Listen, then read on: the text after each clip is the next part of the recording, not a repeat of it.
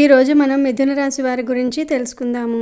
ముఖ్యంగా రానున్న 48 గంటల కాలం అంటే రాబోయే 2 రోజులు మిథున రాశి వారి జీవితంలో చాలా కీలకమైనదిగా, ఒక రకంగా చెప్పాలంటే కొంచెం సున్నితమైనదిగా ఉండబోతుంది. గ్రహాల సంచారం ప్రకారం ఈ సమయంలో ఒక ఊహించని సంఘటన లేదా ఒక ప్రమాదం పొంచి ఉండే అవకాశం కనిపిస్తోంది. అయ్యో ప్రమాదమా అని మీరు కంగారు పడవలసిన అవసరం లేదు.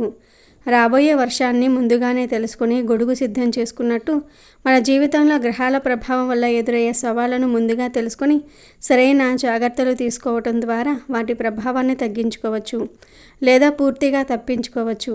అందుకే ఈ రాబోయే 48 గంటల్లో మిథున రాశి వారు ఎలాంటి సవాళ్లను ఎదుర్కోబోతూ ఉన్నారు, దాని నుండి సురక్షితంగా బయటపడడానికి ఎలాంటి దైవారాధన చేయాలి, ఏ పరిహారాలు పాటించాలి అనే విషయాలను వివరంగా తెలుసుకుందాం. ఫ్రెండ్స్, ముందైతే మా వీడియో నచ్చితే లైక్ చేసి షేర్ చేయండి. అలాగే మా ఛానల్ని కూడా సబ్స్క్రైబ్ చేసుకుని మాకు సపోర్ట్ చేయండి.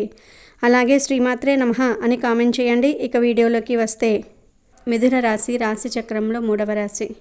మృగశిర 3-4 పాదాలు, ఆరుద్ర 1-2-3-4 పాదాలు, పునర్వసు 1-2-3 పాదాల్లో జన్మించిన వ్యక్తులు మిథున రాశికి చెందినవారు అవుతారు. ఈ రాశ్యాధిపతి బుధుడు. మిథున రాశి వారు హాస్యప్రియులు మరియు తాము అనుకున్నది సామరస్యంగా సాధించడానికి ప్రయత్నం చేస్తారు. వ్యవహార విషయాలను తమదైన శైలిలో తెలియజేస్తారు. భవిష్యత్తు గురించి ప్రణాళికలు చక్కగా వేసుకుంటూ ఉంటారు. సమయానుకూలంగా మాట్లాడే నేర్పు వీరికి ఉంటుంది. ఉన్నత స్థానాల్లో ఉన్నవారు, బుధవర్గం స్వజాతి వారు కొన్ని ముఖ్యమైన సందర్భాల్లో వీరిని మోసం చేసే అవకాశాలు వీరి జాతకంలో ఉన్నాయి. అలాగే వీరు బాల్యం నుండి కష్టాలను, ఎత్తుపల్లాలను చూస్తూ ఉంటారు. జీవిత అనుభవం కూడా వీరికి అధికంగా ఉంటుంది. అనేక రంగాల గురించిన అవగాహన వీరికి ఎక్కువగా ఉంటుంది. ఇప్పుడు ఈ రాశి వారి ప్రస్తుత గ్రహస్థితులను పరిశీలిస్తే ఫలితాలు మిశ్రమంగా, అంటే కొన్ని మంచివి, కొన్ని సవాళ్లుగా ఉండేవిగా కనిపిస్తూ ఉన్నాయి. జీవితంలోని వివిధ అంశాలలో ఈ ప్రభావం ఎలా ఉండబోతుందో ఇప్పుడు మనం వివరంగా తెలుసుకుందాం. వ్యాపారం చేసే ఈ రాశి వారికి ఈ సమయం కొంచెం అటు ఇటుగా ఉంటుంది. ఊహించని విధంగా ధనలాభం, కొత్త అవకాశాలు వస్తాయి. మీ వ్యాపారం విస్తరించే సూచనలు ఉన్నాయి. అయితే అదే సమయంలో చిన్న చిన్న సమస్యలు, అనవసరమైన గొడవలు కూడా పొంచి ఉన్నాయి.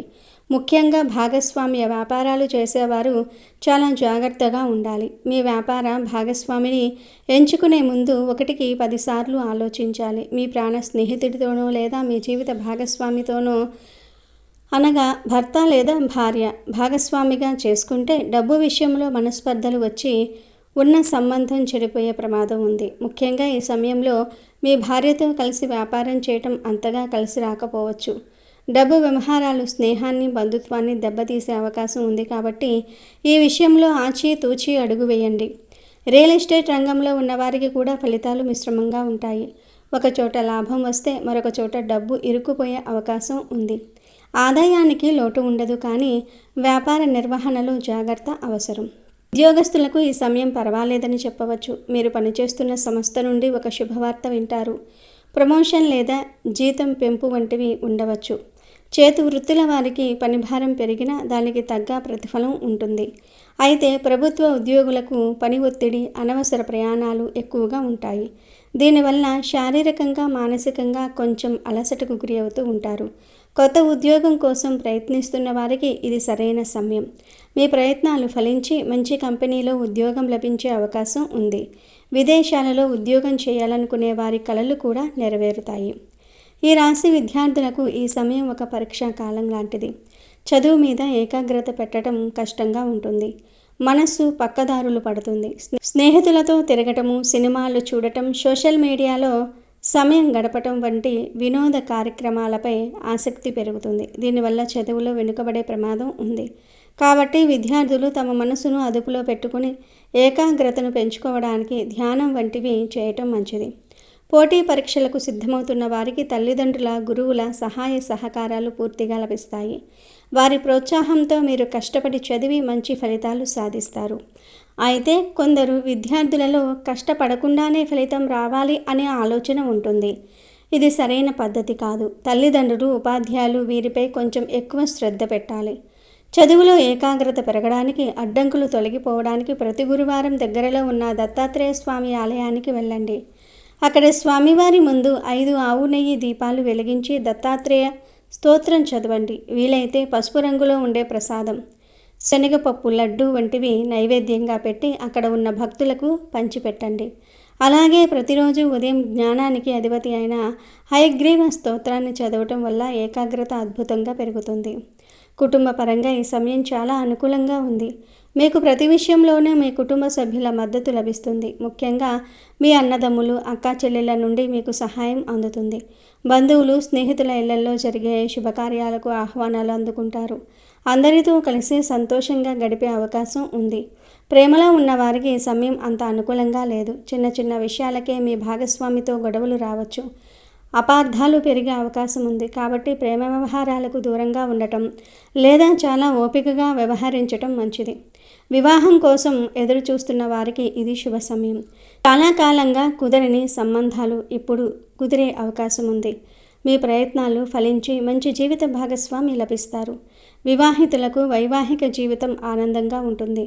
కానీ ఇప్పుడు మనం చెప్పుకున్నట్టుగా జీవిత భాగస్వామితో కలిసి వ్యాపారం చేస్తే ఆలోచన మాత్రం అస్సలు మంచిది కాదు. అయితే వ్యాపారానికి కావలసిన సలహాలు, ఆర్థిక సహాయం వారి నుండి లేదా వారి బంధువుల నుండి లభించవచ్చు.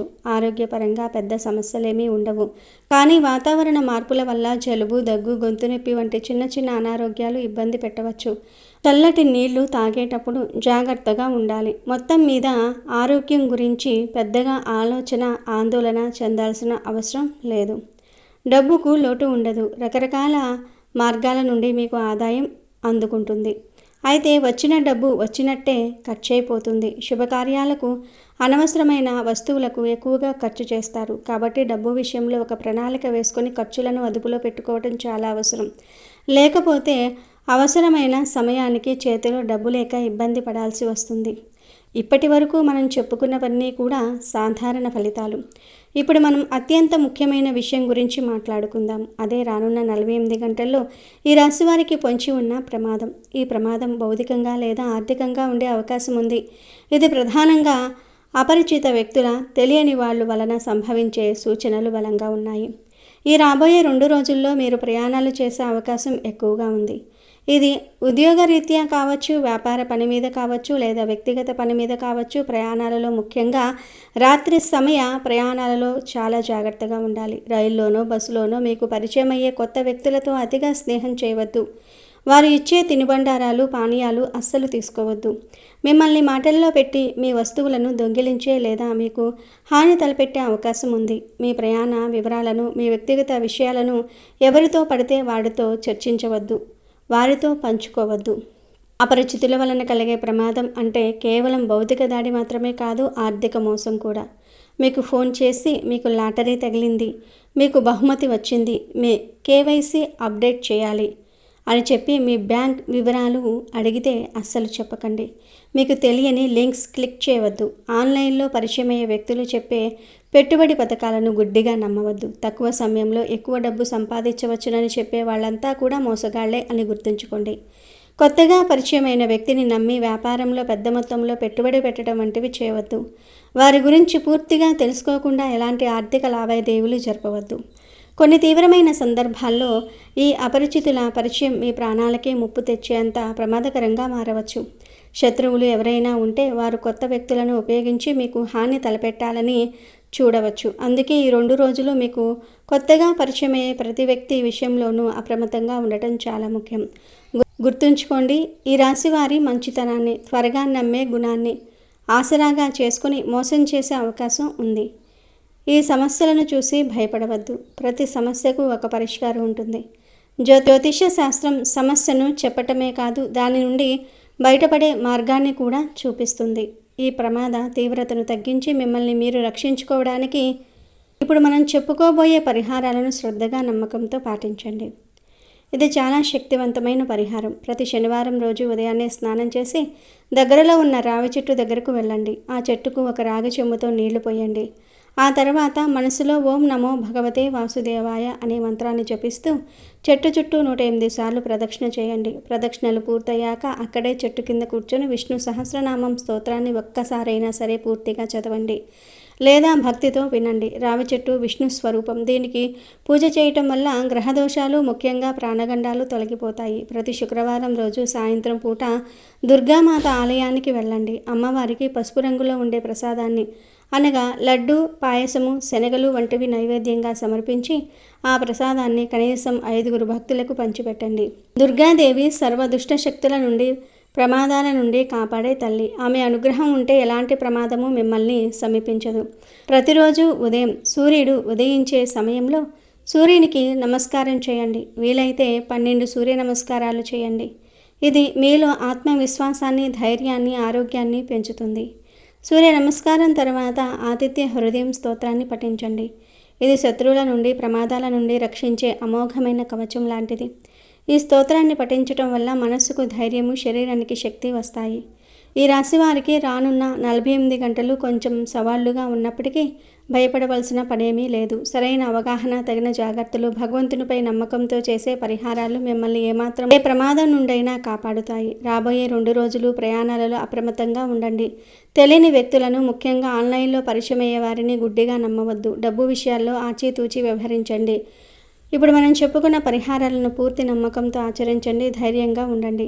గ్రహాలు మనకు మార్గాన్ని మాత్రమే సూచిస్తాయి, కానీ మన సంకల్పం, మన జాగ్రత్త, మన భక్తి ఆ మార్గాన్ని మనకు అనుకూలంగా మార్చుకోగలదు. అయితే ఈ మిథున రాశి వారి జాతకం ప్రకారం చూసుకున్నట్లయితే మీ జీవితంలో 12 రాశుల శత్రువు ఎవరో మీకు ఇప్పుడు తెలిసిపోతుంది. అంటే మీ ఇరుగు పొరుగు వ్యక్తులు కావచ్చు, మీ పని చేసే చోట కావచ్చు, మీరు వ్యాపారం చేసే చోట కావచ్చు, మీ చెడు కోరుకునే వ్యక్తులైతే ఉన్నారు. అయినప్పటికీ మీరు వారిని గుర్తించలేకపోతూ ఉన్నారు. ఎందుకంటే మిథున రాశి వారిది మంచి స్వభావం కాబట్టే ఇతర వ్యక్తులను కూడా అదే విధంగా నిస్వార్థంగా మంచిగా ఉంటారని మీరు భావిస్తూ ఉంటారు. కానీ మీ వెనుకాల గోతులను తవ్వుతూ ఉన్నారు. వీరి ఆర్థిక స్థితి మెరుగుపడడాన్ని చూసి వారవలేకపోతూ ఉంటారు. మీరు ఎదుగుతూ ఉంటే చూసి తట్టుకోలేక వారు అనేక రకాల కుట్రలు పన్నుతూ ఉన్నారు. మిమ్మల్ని దిగజార్చడానికి ప్రయత్నం చేస్తూ ఉన్నారు. అటువంటి శత్రువు ఎవరు అయితే మీ జీవితంలో 12 సంవత్సరాల నుండి ఉన్నారో ఆ శత్రువు ఎవరో ఈ సమయంలో మీకు ఒక సంఘటన ద్వారా తెలిసిపోయే అవకాశాలే ఎక్కువగా కనిపిస్తూ ఉన్నాయి. వారు ఎవరో తెలిసినప్పుడు ఖచ్చితంగా జాగ్రత్తలు తీసుకోవాలి. వారితో సంబంధాలు తెంచుకోవాల్సినటువంటి అవసరం లేకపోయినా కానీ వారికి గుణపాఠం వచ్చే విధంగా మీరు వారితో ప్రేమగా ఉండండి. అయినా కానీ మీరు మీ పర్సనల్ విషయాలు మాత్రం ఎట్టి పరిస్థితుల్లోనూ కూడా వారితో షేర్ చేసుకోకండి. ఒకవేళ షేర్ చేశారంటే మాత్రం జీవితంలో మీరు ఎంతో పెద్ద తప్పు చేసిన వారవుతూ ఉంటారు. తెలిసి ఈ విధంగా తప్పు చేసినట్లయితే మాత్రం కొంతమంది మనస్తత్వం ఏ విధంగా ఉంటుందంటే వారు ఇది వరకు మోసం చేశారని తెలిసిన వారు మన కీడు కోరుకునే వ్యక్తులను తెలిసినా కానీ మళ్ళీ గుడ్డిగా వ్యక్తులను నమ్ముతూ ఉంటారు. ఈ విధంగా మీరు తప్పు చేశారంటే జీవితంలో సరిదిద్దుకోలేని అటువంటి తప్పు చేసిన వారు అవుతారు. మీకు మీరు సమస్యలను క్రియేట్ చేసుకున్న వారు అవుతారు. మీ జీవితాన్ని మీకు మీరుగా నాశనం చేసుకున్న వారు అవుతారు. కాబట్టి ఈ అంశాలలో తగిన జాగ్రత్తలు అయితే తీసుకోండి. ముఖ్యంగా మరో 2 రోజులలో మీ జీవితానికి సంబంధించినటువంటి సంఘటన జరిగే అవకాశాలు అయితే కనిపిస్తూ ఉన్నాయి. అంటే మీ శత్రువులు ఎవరో మీకు అర్థం కావడానికి ఒక పెద్ద సంఘటన జరిగే అవకాశాలే ఎక్కువగా కనిపిస్తూ ఉన్నాయి. ఆ సంఘటన ద్వారా మీరు అర్థం చేసుకోవచ్చు. అంటే ఎవరి దగ్గర మీ గురించి నెగిటివ్గా ప్రచారం చేశారో ఆ విన్న వ్యక్తి మీ దగ్గరికి వచ్చి ఆ విషయాన్ని మీకు తేట తెల్లం చేస్తారు. అంటే గుడ్డిగా నమ్మిన వ్యక్తులు వారి వల్ల మీరు మోసపోయారని ఈ నెలలో ఏదో ఒక పెద్ద సంఘటన ద్వారా అర్థం చేసుకునే అవకాశాలే కనిపిస్తూ ఉన్నాయి.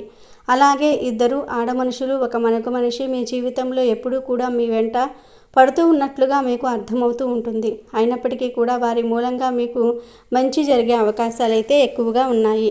కొంతమంది మనం ఎంత వెయిట్ చేసినా కానీ మనతో మాట్లాడాలని, ఫ్రెండ్షిప్ చేయాలని, బంధాన్ని కొనసాగించాలని ప్రయత్నం చేస్తూ ఉంటారు. అటువంటి వ్యక్తులు 2 ఆడమనుషులు, ఒక మగ మనిషి వెంట పడుతూ ఉన్నారు. వారి మూలంగా మీ యొక్క జీవితం అనేది సంపూర్ణంగా మారిపోతుంది. కొన్నిసార్లు లైఫ్ టర్నింగ్ పాయింట్ అని వింటూ ఉంటాం, చూస్తూ ఉంటాం కదా.